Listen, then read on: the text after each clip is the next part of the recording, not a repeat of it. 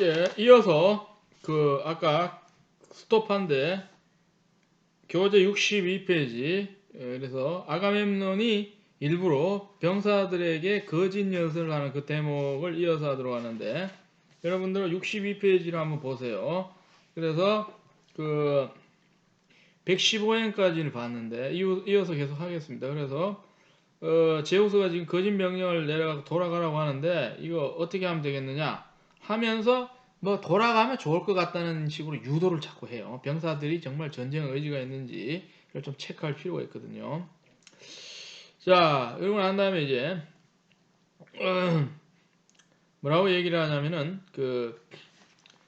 이 117행을 보면 그분께서는 이미 많은 도시의 머리를 땅에 메어 치셨고 앞으로도 메어 치실 것입니다. 자, 그 도시의 머리는 도시의 가장 높은 성이 있는 곳을 말하는 거고, 그분의 힘은 실로 막강하니까요. 이제 이렇게 얘기를 하는데, 이제 신을 얘기를 하고 있는데요. 이토록 훌륭하고 이토록 많은 아카이오이족 백성들이 무익한 전쟁과 전투만 되풀이할 뿐 아무런 성과도 올리지 못하고 더 적은 적과 싸워 아직도 끝장을 보지 못했다면, 그죠? 연합군은 셀 수 없이 많은데 트로이는 조그만 그 도시거든요. 그래서 못 이긴다는 게 있을 수가 없는데, 지금 전쟁한 지 꽤 오래됐는데 아직 못 이기고 있으니까 이걸 통탄하는 그런 식의 표현을 하고 있다는 거죠. 자, 이는 후세 사람들 듣기에도 부끄러운 일이다 하면서 이제 본인도 답답해하는 겁니다. 예컨대 우리 아카이오이족과 트로이아인들이 엄숙한 휴전 조약을 맺고 양편의 수를 세어볼 양으로 성 안에 사는 트로이인들을 다 모이게 한 다음에 뭐 이렇게 이제 어떻게 됩니까? 읽지는 않겠습니다. 시간이 너무 많이 가는 거예요. 일일이 다 보게 되면 우리가 훨씬 많은데 이걸 이기지 못하고 서로 무성부로 이렇게 휴전을 맺는다. 이 부끄러운 일일 것이다. 이렇게 얘기를 하는 거예요. 131행을 한번 보겠습니다.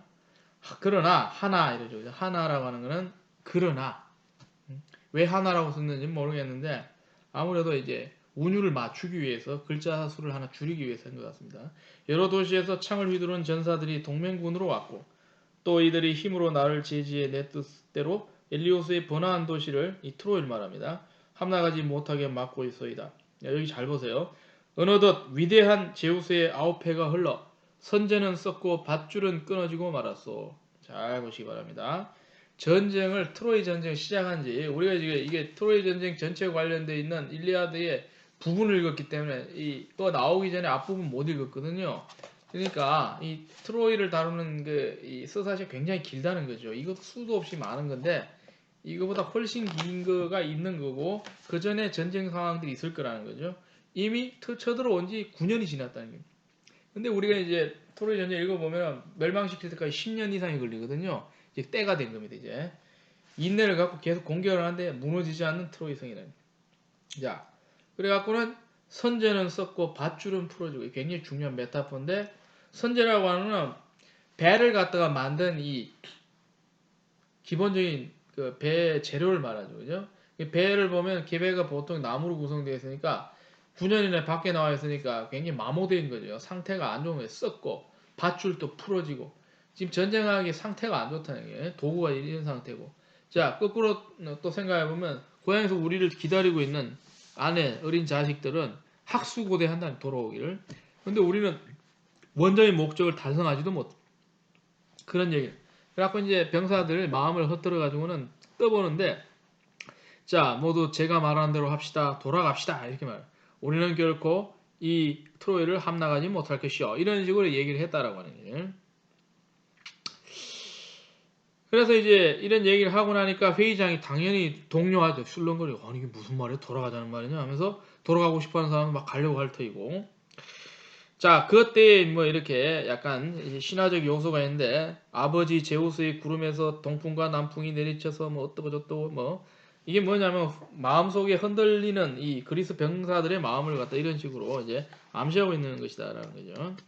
여기는 너무 묘사하니까 이건 좀 건너뛰고, 그렇게 해갖고는 이래 있을 때에 156행을 보면 이제 이렇게 하면 안 되니까 작전을 누가 짰어? 헤라, 아테나 이런 사람들 신들이 짰는데, 못 돌아가게 하기 위해서 신이 이렇게 개입하는 또 신화적 요소가 이제 문학 작품에 동원되죠.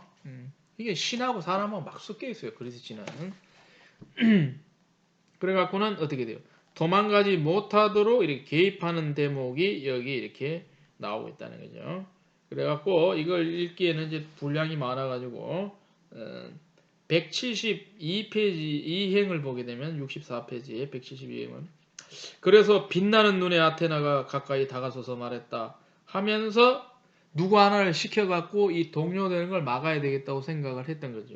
그래서 그가 찾아낸 게 뭐냐? 오디세우스다. 제가 한번 얘기를 했는데 이 오디세우스가 지니는 이 메타포적인 의미가 있는데 자, 이 전쟁을 잘 보세요. 일리아드가 있단 말입니다. 자, 일리아드는 뭐냐? 스토리 온 일리온이란 말입니다. 일리온에 대한 이야기. 일리온은 달리 말하면 트로이라고 하는 도시거든요. 트로이 전쟁에 관한 얘기가 되는데 여기에서 처음에 가서 전쟁할 땐 누가 그리스 사람들이 보기에 영웅이냐면 아킬레우스가 영웅. 아킬레우스는 전사를 하고 못 돌아오고 돌아오는 건 오디세이우스가 돌아오는. 아킬레우스는 무의 상징이라는 거예요. 얘는 지혜의 상징. 이게 그리스 신화가 가지는 양 측면이 다 있다. 자, 다시 한번 정리해보는데 일리아드가 왜 중요하냐?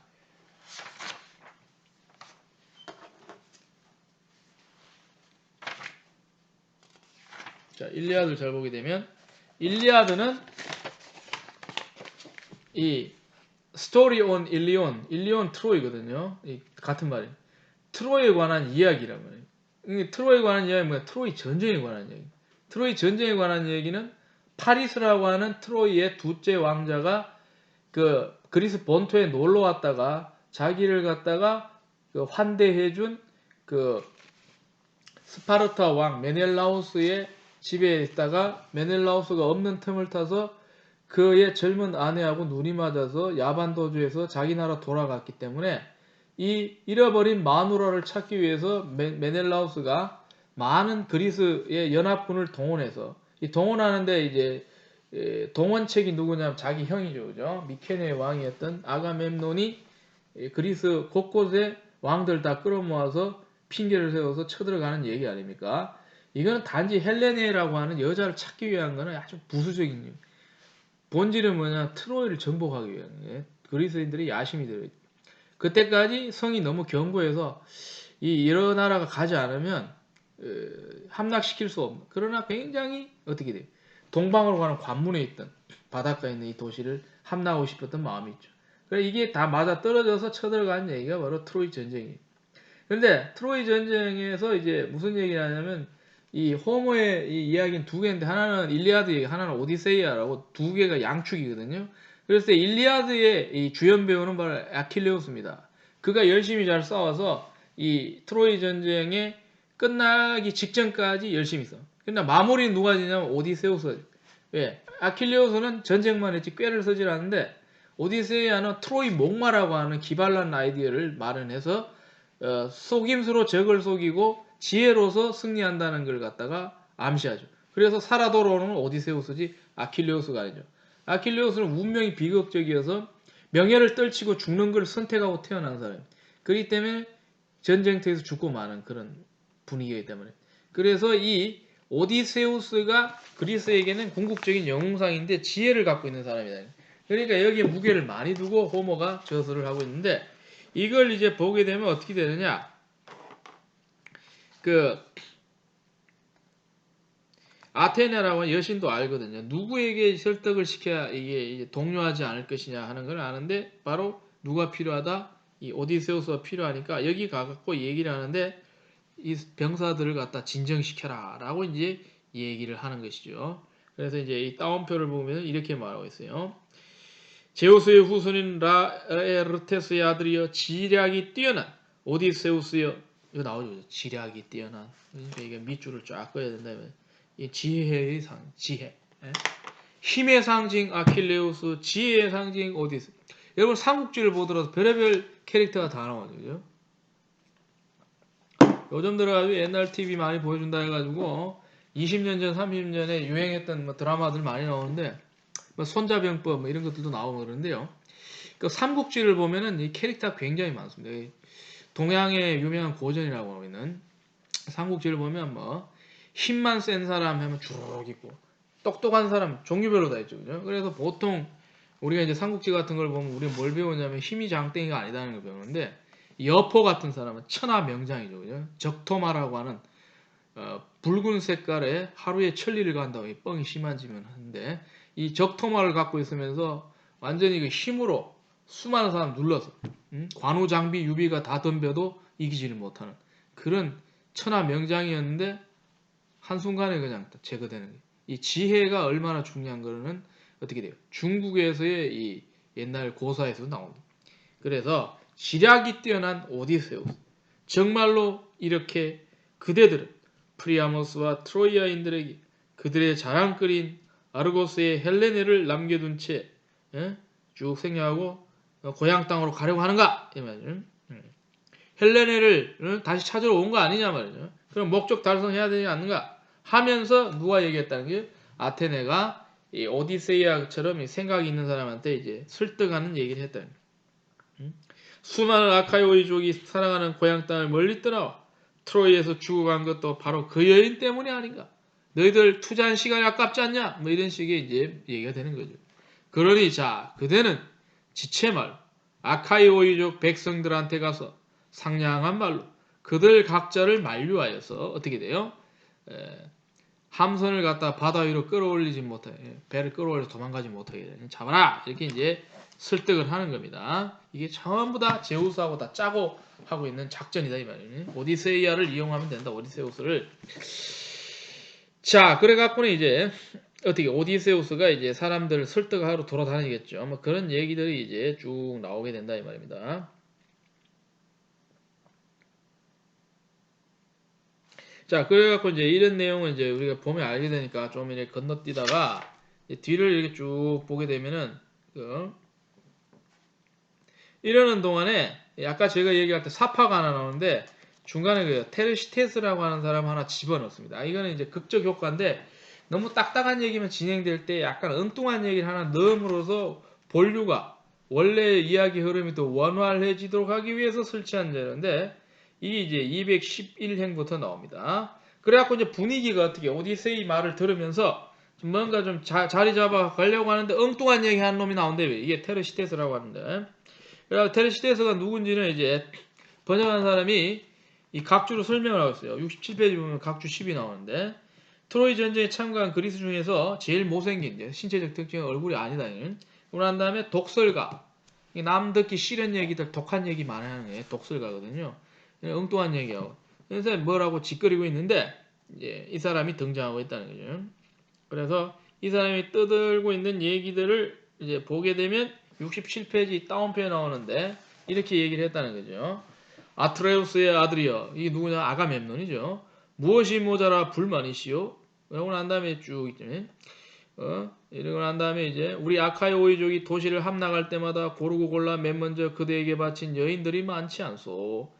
이때까지 실컷 먹어놓고 또 뭐, 욕심을 부려갖고 트로이처럼 조그만 데를 네가 함락하려 하냐 이런 게 숨어있는 말입니다. 그러니까 요거 보게 되면 뭐가 있냐면요.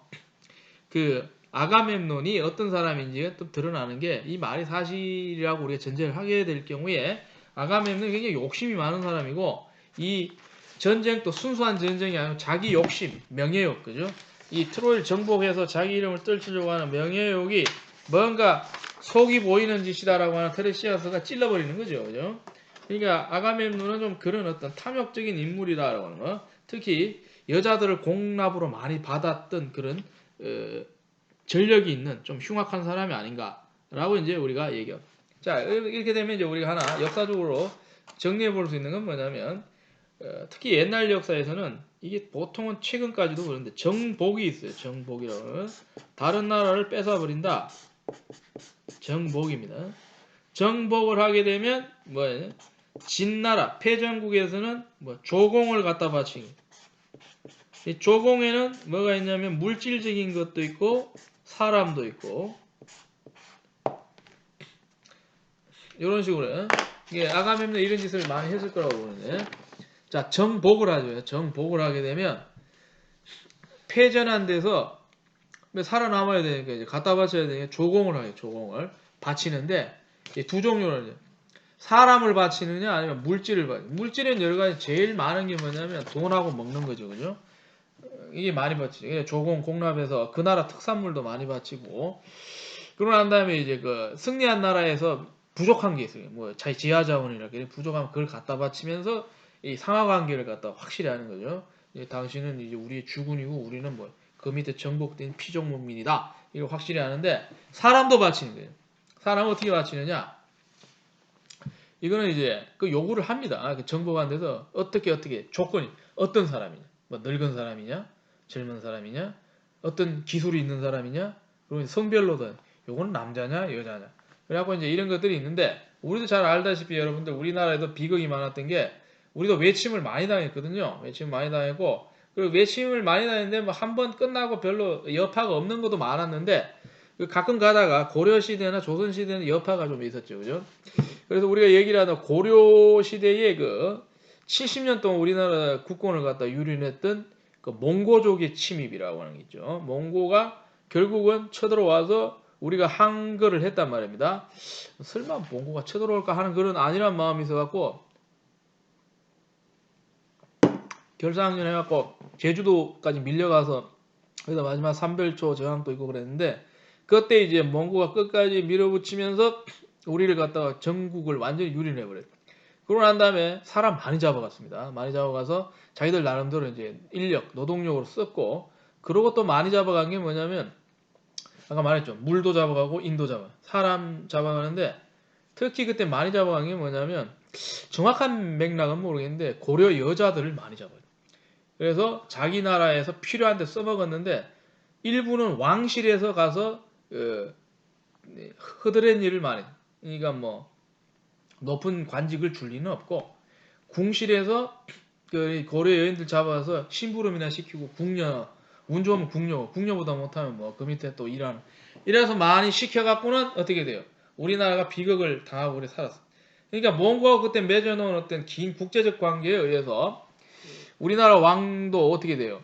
몽고가 원한도 해야 되니까 원치 않는에도 불구하고 막 왕자들이 몽고 쪽에 이제 뭐 어떻게 돼요? 공주나 거꾸로 또 우리 왕자가 그쪽에 공주 이렇게 해갖고는 이렇게 결혼도 많이 하고 해갖고는 이제 그 당시 이제 조선에 비해서는 좀 인터내셔널하게 막 엮이게 돼요. 본의 아니게.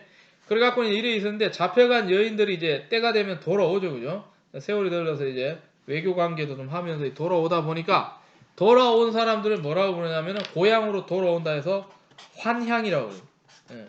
그래서 이걸 갖다가 돌아온 여인, 고향으로 돌아온 여인이 뭐래요? 환향녀라고 그래요. 환향녀. 뜻은 맞죠. 근데 이게 나중에 나쁘게 잘못 쓰여가지고 이런 얘기까지 하긴 조금 마음 아픈 얘기긴 한데 이제 돌아온 여인들은 이미 자기가 외국 가서 이 우리나라 정신이랄까 자기 신체적인 상태, 몸 다 버려서 온다는 거예요. 이게 쉽게 말해서 뭐 어떻게 됩니까? 돌아왔을 때 상태가 본국에서 이걸 맞이하는 가족이나 이 공동체들이 봤을 때는 마음에 안 드는 상태가 돼 돌아오죠. 그래갖고 어떻게 그걸 비하하는 말이 생겨갖고 환양연이라 그랬어요. 환양여가 아니고 그래서 이게 뭐냐면은 막대먹게 막 사는 사람들 근데 어떤 여자들 해갖고 그런 어떤 소고가 생기게 된 것도 우리나라 이제 비극에서 나오는 대목인데 그래서 이제 뭐 지금 일리아드 얘기하다 이런 얘기까지 할 필요는 없는데 그래서 이 아가멤논의 전력이 좀 제가 봤을 때는 좀 의심스럽다는 거죠. 그래서 이렇게 네가 이때까지 살아오면서 여인들도 많이 조공으로 받아먹고 했는데 네가 뭘 답답해가지고 말이야 어? 계속 더 전쟁을 할 것이냐 하면서 이제 테레스테스가 이제 아가멤논을 인신공격을 하고 있는 대목이 이제 나오고 있다면 그래갖고 쭉 지내다가 이제 얘기가 계속 길어지는데 237행 정도 가게 되면은 이렇게 저 양반은 이 트로이 땅에서 명예의 선물이나 실컷 탐하게 내버려 두고 지 좋은 대로 전쟁하게 우리는 함선을 타고 돌아갑시다. 이게 테르 이름 뭡니까? 발음이 잘 안 되는데 테르시테스의 주장이거든요. 이렇게 이제 막 그 사람들 선동하는 얘기를 했단 말입니다. 그러니까 이걸 듣고 있던 오디세우스 즉 그 직전에 아테네 여인으로부터 아테네 신에 의해서 너희 막 어떤 일이 있어도 너희 병사들 끌고 돌아가지 말고 전쟁해야 된다라고 명령을 받았기 때문에 이 뒤에서 지금 초치고 있는 이 테르시테스를 가만히 둘 리가 없죠. 그래서 꾸짖는 대목이 나옵니다. 수다쟁이 테르시테스여 하면서 어떻게 돼요? 함부로 입을 그렇게 놀리지 마라 하면서 어떻게 돼요? 이게 실제로 구타를 해버려요. 그래갖고는 찍소리 못하게 꽉 꺾어버리는 그 장면이 68페이지에 쭉 묘사되어 있는데 이걸 다 읽기에는 분량이 많아가지고 그렇다라고 하는 걸 갖다가 이제 제 얘기를 하는 겁니다. 69페이지로 넘어가서 그러고 난 다음에 이제 이 테르시테스가 이렇게 오디세우스에게 혼나는 걸 보고 사람들이 보고 이제 낄낄낄거리고 이제 비아냥거리고 웃고 있어요. 그러고 난 다음에 이제 이렇게 얘기를 하고 있어요. 정말 오디세우스야말로 좋은 일을 숱하게 했지. 회의장에서는 가장 먼저 좋은 계책을 냈고 싸움터에서는 전의를 불러일으키지. 하지만 저 수다스러운 독설가의 장광설을 꺾어놓은 것이야말로 가장 훌륭한 일이야. 그러면서 이제 칭찬을 막 하고 있는데, 자, 장광설이라는 거 여러 번 많이 들어봤죠. 이 장광설이 뭐냐면 그 말은 많은데 길게 말하는데 쓸모없는 말들. 그러니까 쓸데없이 얘기를 쭉 늘어놓는 이걸 장광설이에요. 장광설. 이 장광설을 우리가 이제 좀 어려운 말이긴 한데 좀 알아둘 필요가 있다는 그런 얘기입니다. 자, 그러고 난 다음에 이제 그 이후에 서서히 나오는 게 뭐냐면 이 전쟁을 왜 해야 되는 거에 대한 어떤 명분이 나오는데요. 요걸 이제 우리 잘 찾아봐야 되는데 이게 좀 중요합니다. 자, 이게 어디에서 좀 나오냐면요.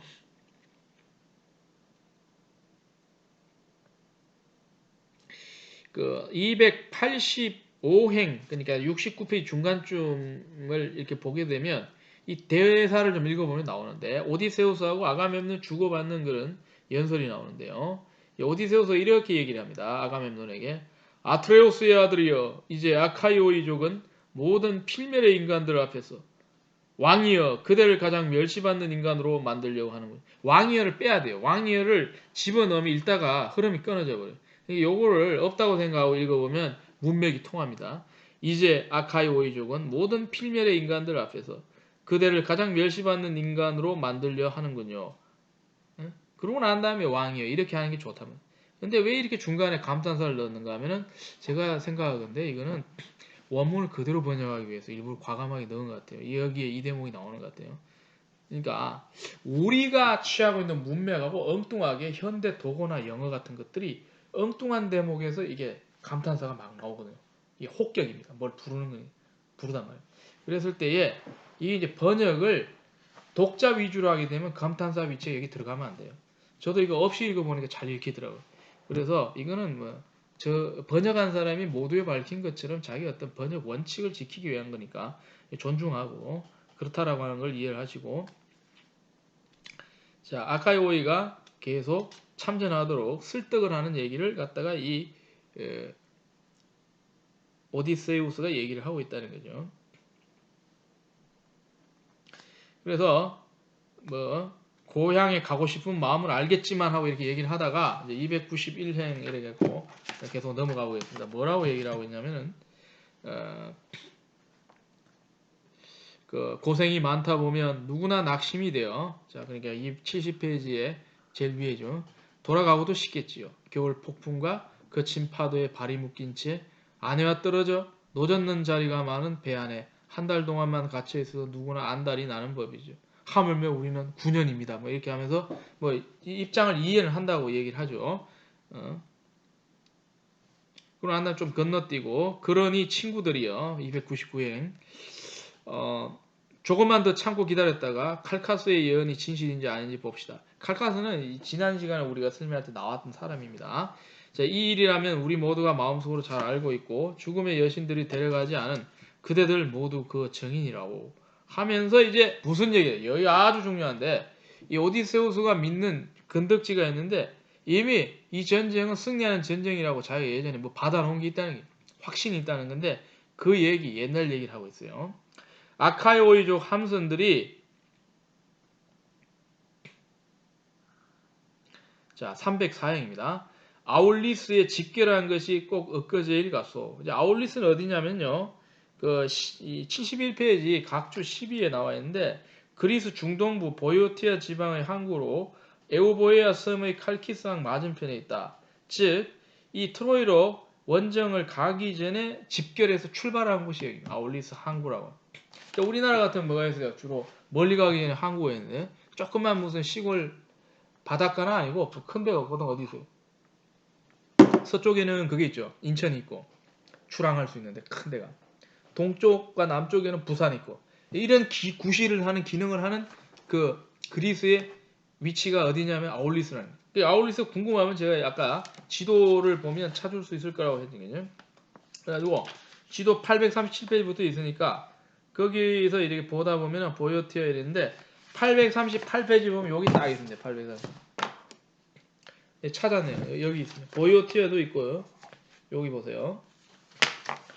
요 위치를 838페이지 봐갖고 약간 위쪽을 보면은 여기에 아울리스 여기 바로 보요티어가 있는 거죠. 여기 보요티어 여기 아울리스가 중요한 데가 있거든요.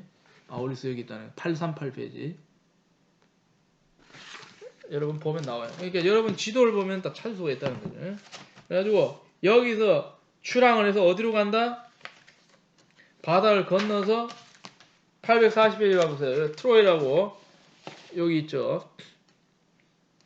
트로이아 있죠. 여기 트로이아. 네. 제 손가락이 가리키는 트로이아 위쪽에 여기로 갔다는 거 아닙니까? 여기서 지금 9년째 지금 전쟁 진도가 안 나가서 그 지금 하도 안 풀리니까 이제 돌아가고 싶은 마음까지 생기는 그런 지경이 이르렀다. 예, 그 얘기가 지금 나오는데.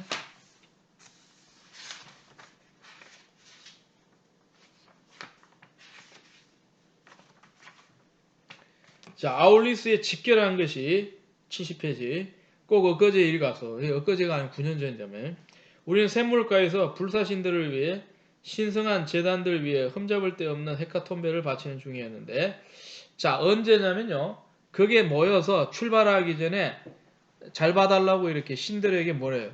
종교적인 그런 행사를 한단 말입니다. 갖다 바치고 있는데, 재물을 갖다 바치는데, 그게 어디냐면 맑은 물이 흘러나오는 아름다운 플라타누스 아래. 플라타누스 나무 있죠, 그죠?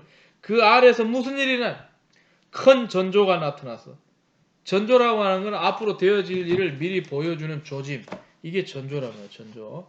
여기 갖다가 보통 오멘이라고 얘기를 하는데, 오멘 좀 무시무시한 것도 있는데요. 미리 앞서서 앞으로 되어질 일의 양상들을 보여주는 것. 이 전조라고 해요, 전조. 한자로 제가 써야 되는데, 이거 오멘입니다. 오미나라고 하는데, 전조입니다. 미리 되어질 일. 미리 보여준 징후란 말입니다. 징후. 이 전조가 나타나는데 이 조짐이 뭐가 나타나느냐? 우리 보통 이제 징조가 좋다 나쁘다 했는데 예를 들어 가지고 아침에 이제 뭐 오늘 일을 한번 해볼까 말이야. 중요한 일을 하는데 하늘에 햇빛이 쫙 비치면서 날씨가 따뜻하면 이게 길조라 그러고 갑자기 무슨 드라큘라 나오는 것처럼 말이야. 예? 폭풍우 몰아치면서 막 나뭇가지가 끊어지고 까마귀가 깨깨거리면 이게 흉조라 그러죠. 그죠? 근데 뭐가 나타났냐면 전조가 어떤 큰 전조가 나타났는데 이런 게 나타났다는 거예요. 덩이 시뻘건 무시무시한 뱀이 올림푸스의 주인께서 친히 이 세상에 보내신 뱀이 무서운 뱀을 누가 보내? 올림푸스의 주인이면 신이지. 그죠? 신이 이 세상에 보낸 뱀이 재단 이 받쳐놓고 이제 뭡니까 이제 희생제물 갖다 바치는 편편한 단이죠. 그죠? 그 밑에서 뱀이 이렇게 나오는 거예요. 흉측합니다. 그죠? 뱀이 나오는데 플라타너스를 향해서 뱀이 그 나무를 향해서 기어 올라간 거죠. 손살같이 나아가서 어리디 어린 참새 새끼들이 그러니까 참새가 있는데 새끼가 아주 조그만 새끼가 있대. 어리디 어린 나무 맨 위까지에 잎사귀 밑에 둥지를 틀고 웅크리고 앉았는데 새끼 새들이 있는데 이 8마리가 있다는 거예요. 8마리였고 새끼를 낳은 어미가 9번째 있으니까 전부 9마리가 있다는 거예요. 이거를 갖다가 꿀꺽 삼켰다는. 새가 작으면 뱀이 먹을 수는 있죠. 그죠? 뱀도 큰 건 무지 크니까. 그래갖고는 이제 어미가 새끼를 위해서 빙빙빙 돌아다니자 어디 뱀이 또 주위에서 비명 지르던 어미의 날개를 물어갖고는 어미까지도 집어먹고 여기서 9마리를 다 잡아먹었다 이 말이죠. 뱀을 내보내신 신께서 그것을 뚜렷한 전조로 바꿔 놓으셨으니 엄흉한 크로노스의 아드님께서 이게 이제 제우스거든요. 뱀을 돌로 변하게 한 것이요. 근데 이제 신이 가만히 놔둔 게 아니라 그렇게 흉악한 짓을 한 뱀을 갖다가 돌로 만들어버리니까 끝내버린 거죠. 돌로 만들어버린. 이 광경을 보고 어쩔 줄 몰라서. 자, 이것도 이제 우리 역사로 받아들이기 쉽지가 않은 게 뱀이 나타나는 것까지는 현실적으로 가능하죠. 뱀은 살고 있는 거예요. 근데 뱀이 나타나서 잡아먹는 것도 괜찮은데 신이 나타나서 뱀을 돌로 만들었다. 우리 이제 과학적으로 이해가 안 되는 부분. 신화적 요소가 또 이렇게 개입하고 있다. 이렇게 볼 수가 있습니다. 자, 신들에게 헤카톤베를 바친, 헤카톤베 제물을 바친다는 걸 바치는 동안 이처럼 무서운 전조가 나타나자 이제 전조인데 무서운 거죠. 칼카스가 바로 그 자리에서 신의 뜻을 풀이해서 칼카스라고 하는 좀 지혜로운 사람이 이 현상을 갖다 해석하는 거예요. 해석하는 거예요. 예. 장발의 아카이 오이족이 어찌하여 그대들은 말이 없어. 이 크나큰 전조는 좋은 자 제우스께서 우리를 위해 보내주신 것인지 늦게 와서 늦게 이루어질 테지만 그 명성은 영원 불변할 것이요. 자, 이게 무슨 말이냐면은 비록 우리의 이 트로이 작전이 오래 걸린다 하더라도 이루어질 것이라고 하는 걸 갖다 의미하고 있다는 거죠. 이 크나큰 전조는 좋은 자 제우스께서 우리를 위해 보내주신 것인지요. 늦게 와서 늦게 이루어질 테지만 그 명성은 영원 불멸할 것이요. 뱀이 참새의 새끼 8마리 그 새끼를 낳은 어미를 합쳐 9마리를 집어삼켰다. 합이 9개. 우리도 9해 동안 9년 동안 그곳에서 어디 자기가 전쟁하는 트로이 땅에서 전역을 치를 것이나 10번째 되는 해에는 길 넓은 도시를 함락해야 돼. 그러니까 트로이에서 전역이라고 하는 전쟁의 의무를 한다는 거죠. 전쟁 수행을 말하고 있어요. 전역이라고 하는 거는. 여러분들 그 전역이 좀 왜 전역이라고 번역했는지 정확히 모르겠는데 여러분 그 군대 제대하는 건 전역이라고 그러죠. 이거는 싸울 전자가 아니고 바꿀 전자입니다. 역을 바꾼다는 그러니까 의무를 바꾼다는 거고 이 전역은 전쟁을 수행하는 거죠. 그래서 전쟁 수행으로 보면 전역이라고 하는 거. 이게 전쟁 수행을 전역으로 보시면 됩니다. 전역이라는 말을 좀 쓰는지 잘 모르겠는데 전쟁을 수행하고 있을 것이냐. 10번째 되는 해에는 길 넓은 도시와 트로이니까 트로이를 우리가 정복하게 될 것이요. 이렇게 이제 그 뭐랄까 얘기를 하고 있다 이 말입니다. 그 누가 이 오디세우스가 얘기를 하고 있다. 그러니 이렇게 말했고 또 모든 일이 그 말대로 되어가고 있어. 그러니 아카이 오이족이여 프리아모스의 도성을 함락할 때까지 머물도록 합시다. 우리 소동하지 말고 마음을 강하게 먹고 전쟁을 해야 된다. 자, 이렇게 얘기를 하고 이제 하는 그런 대목이 나옵니다. 그러니까 그 다음 대목은 뭐냐면 좀 길게 나오는데 그 338행부터 그러니까 72페이지부터 해서 73페이지 앞부분 368행까지가 이 다운편인데 이걸 지지하는 네스토로의 추가 지지 연설입니다. 그러니까 이거 자기가 봐도 이게 질조가 맞다. 길조. 그렇게 얘기를 하고 있다는 그런 얘기가 된다 이 말이에요. 자, 그러고 이제 난 다음에 뭐가 나오느냐? 아가멤논이 369행에서 또 답을 하는 것이죠. 그래서 내가 잘못한 거 그걸 갖다 잘 시인을 합니다. 참 좋은 말입니다. 나도 동의합니다. 하면서 이 아가멤논이 좀 관대한 모습이 보면 자기 잘못을 시인하는 게 중요합니다. 시인을 어떻게 하느냐? 377행을 보면 이래 나오죠. 나와 아킬레우스는 한 소녀 때문에 브리세이스죠, 그죠? 격렬한 말로 다투었는데 그것도 내가 먼저 화를 낸 것이요. 이게 뭐냐면 내가 잘못해서 생겼다는 거예요. 그래서 분쟁의 원인이 돼서 자기가 잘못을 인정을 해버려야 관계가 깨끗해질 거니까 이 사람들 마음 움직이기 위해서는 자기 잘못을 인정할 정도 자기 관대함 보여줘야 돼. 그래서 이 말을 해버린 겁니다. 여기서는 아가멤논이 드물게 좀 관대한 모습 아니면 넓은 모습이 나오고 있는 대목이다. 우리가 다시 한마음 한뜻이 되기만 한다면 그때는 트로이아인들에게 파멸의 날이 더는 아니 한시도 연기되지 않을 것이오. 자, 그대들은 전투를 시작할 수 있게 돌아가서 식사부터 하시오. 하면서 이제 사람들 설득해서 전쟁을 할 수 있도록 우리가 좀 뭐랄까 좀 이게 마음의 준비를 하자. 이렇게 이제 얘기를 하고 있는 것이다 이 말입니다.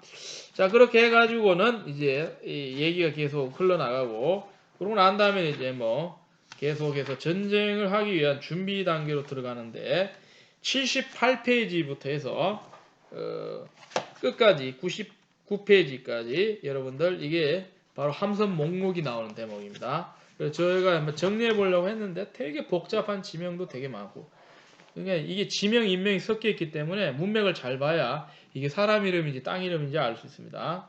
그래서 이 대목에는 뭐 굳이 설명할 건 달리 없고 이렇게 다양다종한 사람들이 다 동원돼서 트로이로 쳐들어갈 준비가 돼 있다라고 하는 그런 얘기가 되겠습니다. 그래서 오늘 여기까지 하고 나머지 제가 이제 진도야 제가 오늘 읽다 보니까 많이 못 나갔는데 사실 뭐 73페이지밖에 못했죠, 그죠? 실제 진도가 73페이지인데 나머지는 여러분들 읽어보시고 그 다음 시간에는 우리가 이제 그 다음 장으로 넘어가서 3권으로 들어가도록 하겠습니다. 3권은 이제 성벽 위에서의 관전 해갖고 파리스와 메넬라우스 전투가 나오는데요. 자, 수고하셨습니다. 여러분들께서는 요번 주 내에 수업 보고를 하시고 그러고 난 다음에 또 그 다음 주를 대비해서 미리 읽어보시기 바랍니다. 경청하셔서 감사합니다.